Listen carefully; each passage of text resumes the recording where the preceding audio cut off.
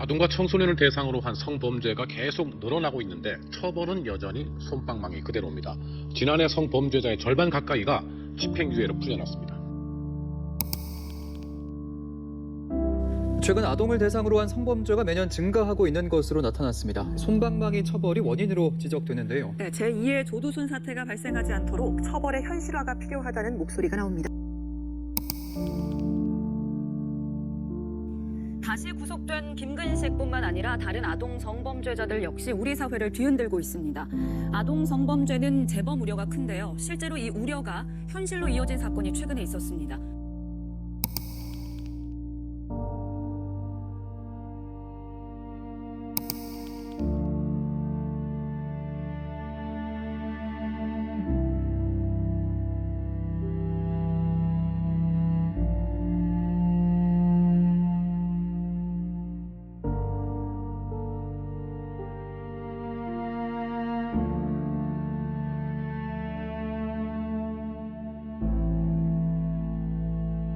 아동 성범죄자, 그들은 세상 끝의 그곳, 교도소에서 죄의 대가를 치릅니다. 하지만 상식적인 사람들이 만든 법의 엄격함은 비상식적인 그들에게 아무것도 깨우쳐주지 못합니다. 법과 질서가 만든 테두리 안에서 그들은 결코 반성하지 않습니다. 우리는 오늘 그들이 어떤 모습으로 지내왔는지 가장 가까운 곳에서 지켜보았던 여러 사람들을 만나 이야기를 들어보았습니다. 네. 저는 교정직 공무원으로 10년 정도 재직하다가 지금은 그만두고 다른 직장에서 일하고 있습니다. 네, 괜찮습니다. 예, 많죠. 그런 사람들이 뜨문뜨문 수감되어 있는 게 아니고 한사동에 한 10대 명은 된다고 보시면 됩니다. 매일매일 10대 명을 마주하는 겁니다. 규모에 따라 다른데 보통 10개 정도의 사동이 있다고 보면 됩니다. 한 사동에는 층을 나눠서 한 층에 한 70명 정도가 있어요. 그럼 한 층에 성 관련한 수감자는 한 10명 남짓되는 것으로 기억합니다. 항상 그런 건 아니고 대략적으로요. 업무를 보다 보면 많이 이야기하죠. 그런데 업무적으로만 사적인 대화는 안 하려고 했어요. 저 같은 경우는 아무래도 저도 어린 자녀가 있기도 하고 같은 사람으로서 좀 꺼려지더라고요. 내가 이런 사람이랑 일상적인 대화를 한다는 자체가 그 자체가 피해자분들한테 죄책감이 생기고 제 자신한테 회의감도 들고 여러 가지 감정이 들었습니다. 방 사람들이 여러 종류가 있어요. 음주운전부터 조직 생활하는 건달, 사기, 정말 다양하거든요. 그런 계중에는 친근감이 드는 사람도 있단 말이에요. 매일 얼굴을 마주보며 지내다 보니까 그럼 지나가다가 아는 척도 하고 뭐 먹었냐, 날씨가 어떻다, 그런 사소한 이야기를 나누기도 하는데 그럴 때 아동 성범죄로 온 수감자들도 끼려고 하는 경우가 있어요. 괜히 옆에서 주임님 안녕하세요 이런 식으로. 저는 그 자체가 좀 불편했죠. 다 똑같은 수감자들이지만 그냥 저는 좀 그랬어요. 일반적인 수감자들에 비해. 그리고 지나가다가 아는 척하고 이런 것도 사실은 그렇게 많지 않았습니다. 왜냐면 직원이 수용자들한테 아는 척을 한다는 그 자체가 같은 방 사람들한테는 뭔가 저 수용자가 좀 뭐가 있나? 라는 이런 인식을 줄 수도 있기 때문입니다. 아니요, 그러진 않았습니다. 그래서도 안 되고요. 어쨌든 저희는 그 형벌을 집행하는 기관에서 일을 하는 공무원이잖아요. 그래서는 안 되죠.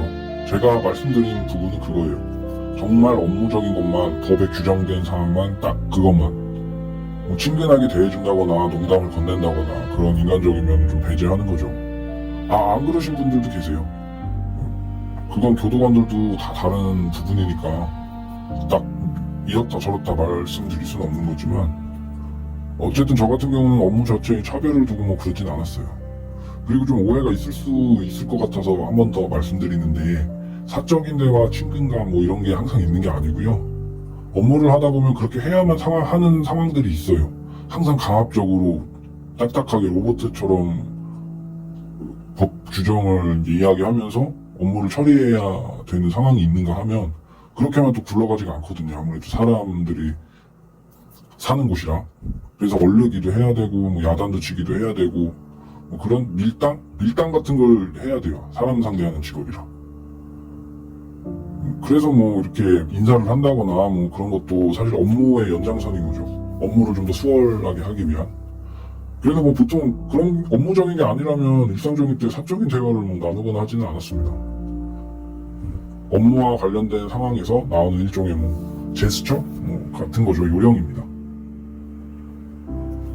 그건 잘 모르겠어요.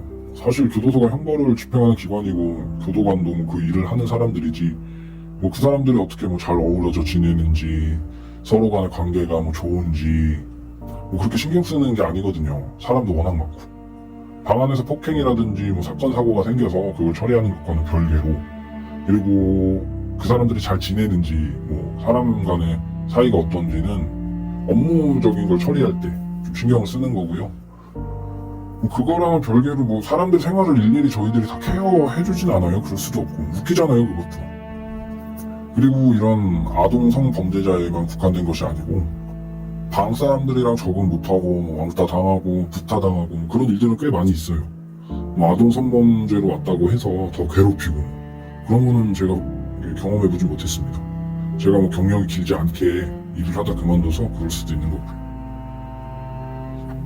글쎄요. 요즘 뉴스를 보면 이해 안 가는 것도 아닙니다. 그리고 교도소 안에서 그 사람들 생활 모습을 보면 더 그렇게 느끼겠죠. 밖에 피해자들과 다른 일반 뭐 선량한 시민들은 고통에 피해당한 그런 고통에 삶이 다 망가졌을 텐데 여기서는 먹을 거 다 시켜먹고 영양제도 밖에서보다 사람들이 더 잘 챙겨 먹거든요. 심지어 뭐 탈모약까지도 잡지 보고 책 사다 보고 아프면 새벽이고 낮이고 병원 데려다 주고 물론 어느 정도 절차의 불편함은 있겠지만 제 식구들 와서 참 호화스럽다는 생각을 많이 했죠. 직원들은 몸 아파도 병원 한번 가려면 뭐 조퇴나 연차 쓰고 눈치 보고 가야 되는데 그래서 웬만하면 그냥 약 먹고 다 그냥 넘어가는데 거기 있는 사람들은 아프다고 아침에 보고전이라고 종이 한 장 내면은 어디 아프냐 물어보고 데려가서 진료까지 봐주고 약도 끼니마다 다 챙겨주니까 사적 제재에 대해서 뭐 구체적으로 말씀드리기는 조심스러운데 제가 피해자 입장에서라면 사적 제재가 나쁘다고는 말씀 못 드리겠어요. 그만큼 잘 지내고 있습니다. 제가 만약에 직원이었다면 지금도 절대 안 된다고 하겠죠. 왜냐면 그런 일들이 생기면 선량한 교도관들이 다 피해를 보거든요. 사적 제재를 왜 미연에 방지하지 못했냐느니 근무 태만이니 뭐 징계도 받을 수 있고 고소도 당할 수 있고 여러 가지 불리한 점이 많아요. 지금은 저도 다른 일 하고 있지만 저도 교도관으로 일했었고 교도관분들이 얼마나 고생하시는지 알기 때문에 교도소 내 사적 제재가 뭐 옳다 그르다를 떠나서 직원들을 생각한다면 그 피해를 고스란히 감당하기 때문에 교도소 내 사적 제재는 없어야 한다고 봅니다. 나쁜 사람 잡자고 선량한 직원들, 그 교도관들 분들까지 다 피해를 볼 수는 없잖아요. 그리고 솔직한 말로 누가 누구를 처벌합니까? 살면서 웬만큼 나쁜 짓 하고 있지 않고서는 사실 교도소 올 일이 없어요. 아예 평생 경찰서도 한번 안 가보는 사람이 대다수일 텐데 교도소까지 왔다? 그런 사람들이 누가 누구를 처벌합니까? 교도관으로 한 10년간 재직하다가 그만두었는데 아직도 그 사동의 쾌쾌한 냄새가 생생합니다. 매일 문제수랑 씨름하던 그런 기억들도요. 아동 성범죄자들 물론 나쁜 사람들이죠. 용서받지 못할 범죄고요. 근데 교도소에 우리한테 알려지지 않았던 그런 정말 상상도 못하는 사람들이 아주 많습니다. 그 아동 성범죄가 유명한 사람 있죠. 조모라고 실명은 말하면 안 될 것 같아서 아무튼 그 양반보다 더한 사람들이 발에 체이고 체여요. 10년 좀 넘게 일했던 제 경험으로는 반성하는 사람들 몇 명 못 봤습니다. 교정교화? 그냥 그 사람들은 그런 사람들이에요. 갱생이 안 됩니다. 그것보다는 불철주야 현장에서 고생하시는 전 동료, 선배 후배님들이 오늘 하루도 조용한 하루를 보내고 가족 부모로 잘 돌아갈 수 있기를 꼭 바랍니다. 예, 감사합니다.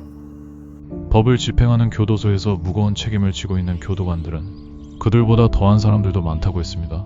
국가로부터 사명을 부여받은 그들이기에 사적인 감정을 배제한 채 묵묵히 법에 따라 형벌을 집행하는 모습이었습니다. 저는 지금은 출소했고 교도소에는 4번 정도 복역했습니다. 몇 번 만나봤습니다. 생활하다 보면 방을 여기저기 옮겨 다니게 되거든요. 다른 교도소로 이송 가기도 하고요. 그러다 보니 몇 번 같은 방을 쓴 경험이 있습니다. 예, 우연하게 2번이나 같은 방을 썼었습니다. 실명을 말해도 되나요? 그 어금니 아빠라고 하는 그 양반이랑 그 김수모라고 하는 그 양반이랑요. 별반 다를 바 없었습니다. 오히려 조용히 잘 생활했어요. 남들이랑 트러블 일으키지 않고 자기 할 거 하고, 본인들도 자기가 좀 유명한 걸 아는지 시선이 곱지 않을 거라 생각했는지 더 잘 생활하려고 했던 것 같아요. 대부분 그냥 방에서 조용히 있었습니다. 편지를 쓰거나 책을 보거나 운동 시간에 조용히 걷고. 그 양반은 굉장히 점잖았습니다. 그래서 선입견이 있다가도 같이 방 쓰다 보면 이런 사람이 그런 짓을? 그런 생각도 했습니다. 둘 다 무기수여서 관에서 지급하는 물품들이 있거든요. 옷이라든지 뭐 그런 거. 오래 징역에 있어야 하니까 상태 좋은 것들을 좀 챙기려고 합니다, 보통은. 그런 부분에서도 이 양모는 크게 신경 쓰지 않고 주는 대로 잘 생활했고, 김수 그 양반은 무기수 대접을 좀 해주길 바랬습니다. 방 안의 규칙들도 좀 자기를 배려해주길 바라는? 그래도 기억나는 만큼 크게 트러블 일으키지 않고 잘 생활했던 것 같습니다. 네네, 크게 사고치는 것 없이 무난히요. 그 사람들을 향한 사적 제재를 말씀하시는 건가요? 그렇게 말씀하시는 거면 못 봤습니다. 사이 좋았습니다. 사람들하고. 물론 마음속으로는 싫어하는 사람들도 있었겠죠. 근데 그걸 밖으로 티내지는 않았겠죠? 뭐하러 그럽니까? 정의의 히어로도 아니고. 그 안에서 모습이 전부입니다. 잘 씻고 생활 잘하고 그러면 대우해주고 그런 겁니다. 좀 사적 제재 자꾸 말씀하시는데 포커스는 그게 아닌 것 같습니다. 교도소에서 누가 저렇게 나쁜 놈이래, 우리가 응징하자, 그런 건 없습니다. 적어도 제가 아는 선에서는 없습니다. 그냥 징역 안에서 뭐가 죽으면 그제서야 그 사람이 저지른 그런 범죄도 더해져서 괴롭히게 되는 것 같습니다. 꼭 아동성 뭐 이런 게 아니더라도 괴롭히는 사람 정말 많아요. 괴롭히는 거 많습니다. 꼽살린다고 하는데 사소한 것도 다 지적하고 그럽니다. 방마다 뒷창이라고 그 안쪽 창문 쪽에 앉아서 대장 노릇하는 사람들이 있습니다. 이제 그럼 걸어 다닐 때 왜 소리 내냐 이런 것부터, 설거지하는데 왜 불 튀냐, 화장실 왜 오래 쓰냐, 뭐 별거 가지고 다 트집을 잡는 건데, 그건 그냥 그 사람이 징역에서 어떻게 행동하느냐에 따라 다른 거지, 단순히 죄만 가지고 그렇진 않습니다. 다 죄짓고 온 사람들인데요. 누가 더 나쁘다 아니다를 결정할 수 있겠습니까? 없다까지는 모르겠고 저는 못 봤다라고 하는 게 맞습니다.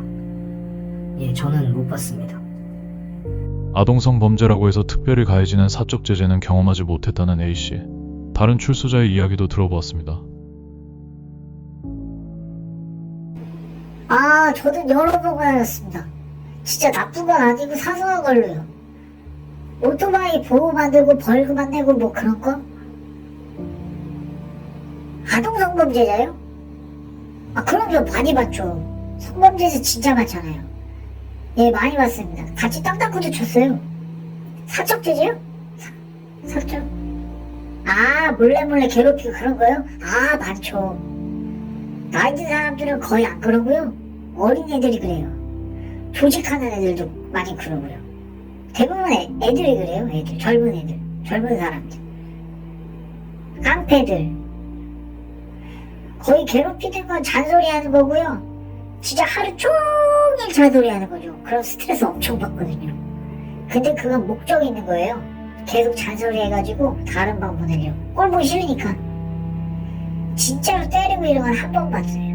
심심하면 격투기 알려준다고 배 때리고 목 조르고 예전에 그래가지고 갈비뼈 다 부러져가지고 그런 것도 봤어요. 저도 군대를 면제받아서 모르는데요. 군대에서 하는 선서 같은 거 막 시켜요. 큰 목소리로 박수치게 하고요. 그 정도죠. 예. 직원들이 워낙 수찰도 자주 들고 검사하고 그러니까 영화에서처럼 그런 건 없을걸요? 그러다가 추가금 끊으면 나만 내죠.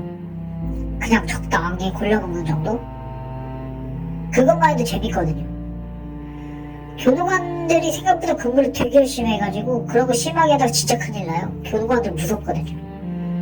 결론은 대부분 잔소리하고 야지 주는 정도고 아주 드물게 폭력이 있지만 다칠 정도로 세게 하진 않는다. 그렇게 정리하면 될 것 같습니다. 다른 출소자의 이야기도 마찬가지였습니다. 아동 성범죄자들의 처우는 그들이 짊어지고 온 죄가 아닌 그들이 그 안에서 어떻게 생활하는지에 대한 행동의 결과라고 했습니다. 오늘 여러 사람들과 이야기를 나누면서 많은 생각이 들었습니다. 아동 성범죄자, 그들에 대한 사적 제재를 옳다고 한다면 묵묵하게 사명을 다하는 교정직 공무원들에게 피해를 입힐 수 있는 일들이 될 것이고, 사적 제재라도 하지 않는다면 고통에 몸부림치는 피해자들에게 죄송스러운 일이 될 것입니다.